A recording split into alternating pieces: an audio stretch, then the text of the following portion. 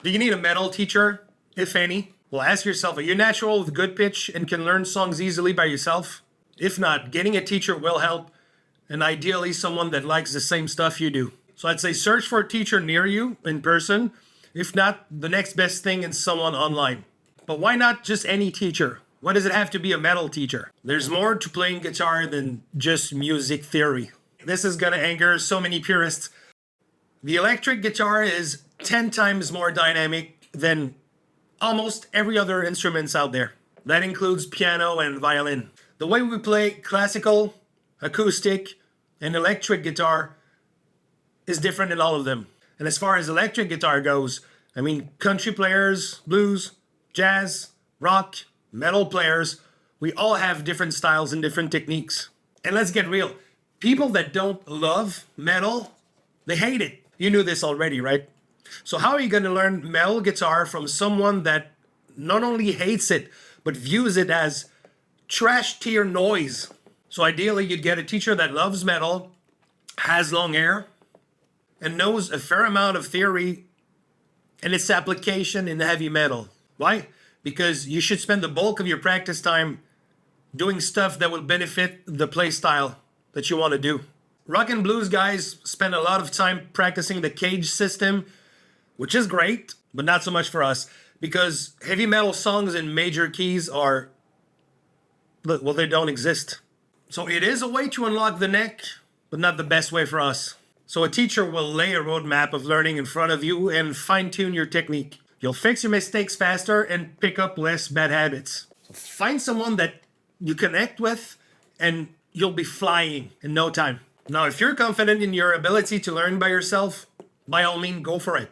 I played by ear for 5 years until I started to learn more theory. And even then, I bought books and magazines and I went at it alone. Looking back, I kind of wished I had a teacher because I would have learned stuff much faster. I mean, we're talking 1998. YouTube wasn't there. So I won't leave you in the dark. I have some tips for you. Things I have done that got me here. Things I wish I had done better, if at all. Always keep your guitar in tune. Even if that means tuning it every 5 minutes. Why? Because it's so easy to mess up your pitch, and it's gonna take a lot more time to build it back up than to mess it up. Second, I learned a lot of songs I loved, and I played along with the band, and I cranked up the volume. For me, it was mostly Pantera and Iced Earth. Man, I had a blast. So this taught me stamina, time, and most of all, just good old fun. I mean, I love shredding exercises and stuff. And sometimes I get lost and I do it for hours. But this isn't music. Third, every time I'd learn a song, I would learn the notes that I was playing. The goal has never been to know every notes by heart. I mean, I still kind of don't. But they come up very quickly if I need them. Four, every time I learned a scale, I learned every position on the neck. Because the way the guitar is set up, unlike a piano, the pattern remains the same for every keys. Like this is a G scale. This is the A scale.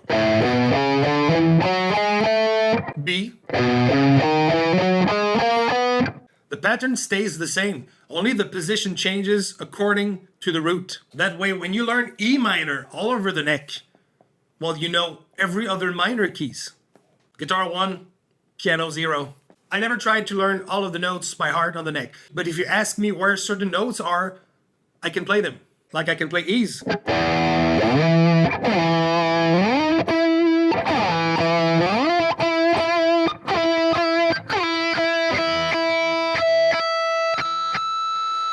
Eventually, I learned arpeggios, and after a while, I noticed that I could point out where the thirds and the fifths were. Again, not because I knew them by heart or I wanted to call them by name. I love music theory, but I don't play music in this intellectual way. I know that the minor third of E is G. I know that B is the fifth. But when I play, I don't think about that. You know, I see the root, then I know where the third is. I know where the fifth is. You know, I see shapes that I've learned to associate with vibes and colors and emotions. I see this shape. I see this shape. This shape. This shape. Oh, this shape.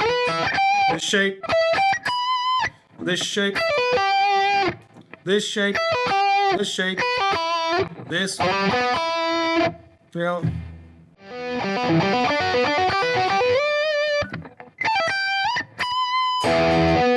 And their relation with the root of the scale or the chord that I was playing them, or, and I'm not telling you that so you try to learn all this crap by heart today, right? I just want you to start building up this habit, right? The next scale you learn, name the notes as you're playing them, know which degree in the scale it is. Is it a third, a fourth, fifth, sixth, seventh, second? This will unlock the neck for you in an organic and practical way that would actually help you play music instead of just talking about it. Now, some of these tips will require entire videos to go in depth, which I will do if enough people are interested. So ask any questions you have below. I want to teach people, even my students, to become autonomous in their learning journey. So stick around if you want to see more of this. Cheers.